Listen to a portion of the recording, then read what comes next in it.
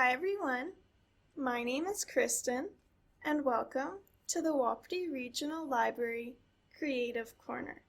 Today we are recycling paper and using seeds to make seed bombs and plantable paper. These make excellent gifts or wedding favors or just something great for yourself. Keep in mind that the paper requires some sort of screen.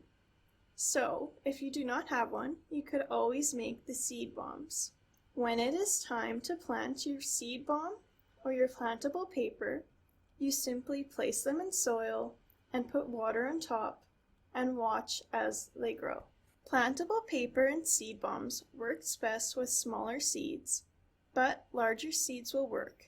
So, you can use vegetables, herbs, or flower seeds for this activity. Let's see how we do it.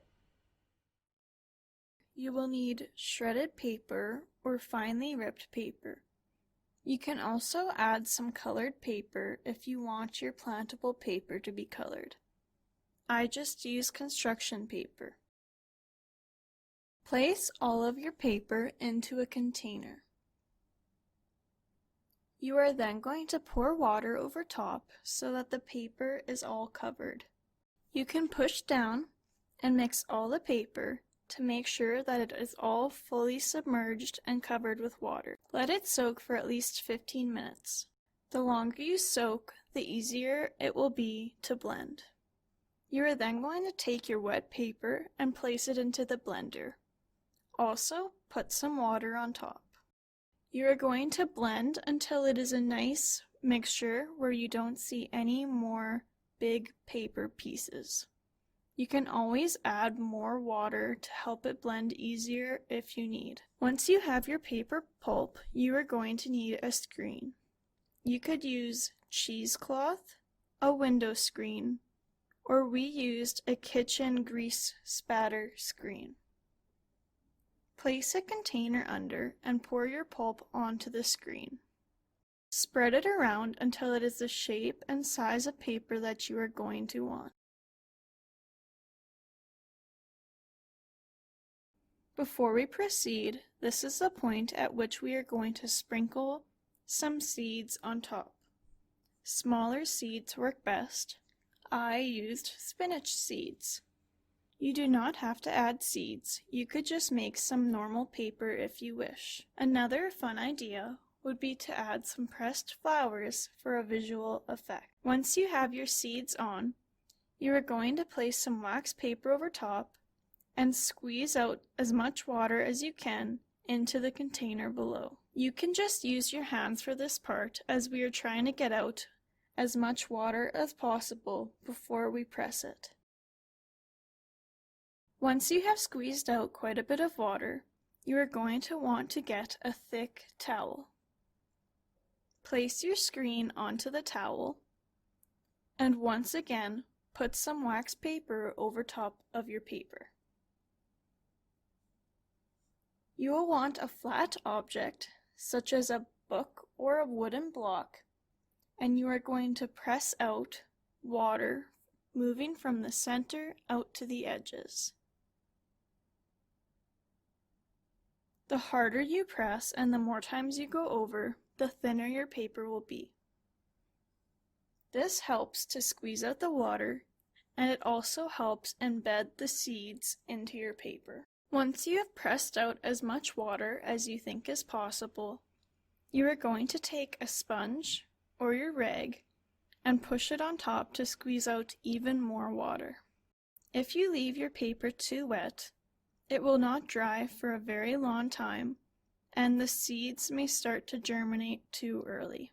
Once you have got out as much water as you think possible, put your paper on a flat surface, cover it with more wax or parchment paper, and put some heavy flat objects on top. These will help to make sure the paper does not curl as it dries.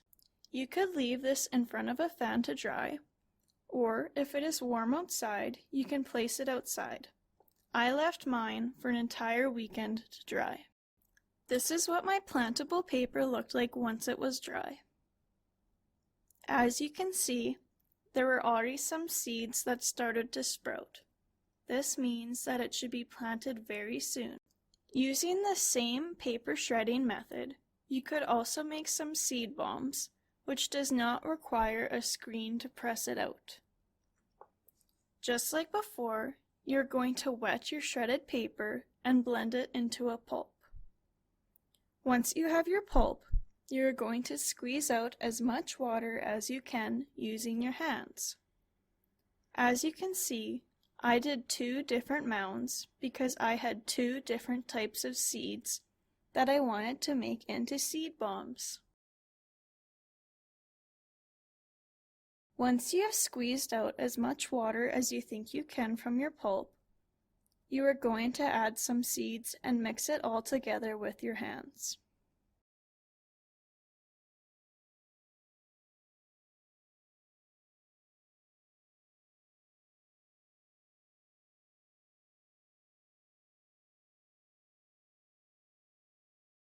Once the seeds are mixed into your pulp, you are going to pinch off little pieces and roll them into smaller balls.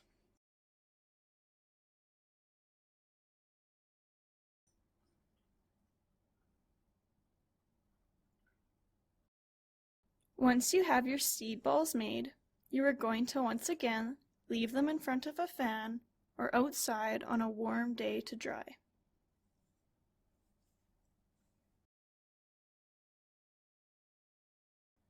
To plant your seed bombs or your plantable paper, you are going to take some soil and place your plantable paper or seed bomb on top. Cover them with approximately 1 more inch of soil and then water very well and press down to make sure it is all packed in tightly. Put them in a warm, sunny place like outside or on a windowsill and watch as they grow over time.